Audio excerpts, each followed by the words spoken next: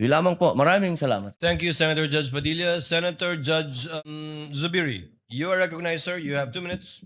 Maraming salamat to our presiding officer. Magandang hapon po, Sir Witness. Good afternoon, Your Honor. Good afternoon. Gusto ko lang magtanong, clarificatory questions lang po ito. Dito ba sa ating bansa, dahil tinatanong ko po ito sa inyo, dahil kayo po investigating body, sa ating bansa, meron bang specific law pagdating sa mga banta sa Pangulo, Pangalawang Pangulo at kanyang mga successors? Or yan ba'y pasok lang sa grave threats, which is applied sa lahat, applicable sa lahat ng tao? Based on my personal knowledge, sir, it's only on the grave threat, Your Honor.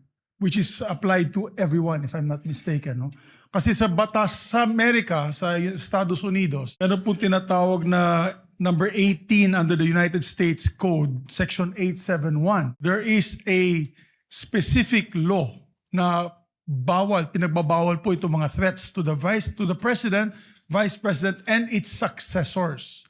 May jail time po ito at may fine na malaki. As a matter of fact, dito sa panahon ni Pangulong Trump, marami na po silang kinasuhan at inabla at napasok sa kulungan dahil sa paglabag nitong batas na ito. At Secret Service po ang sumasagawa ng investigasyon.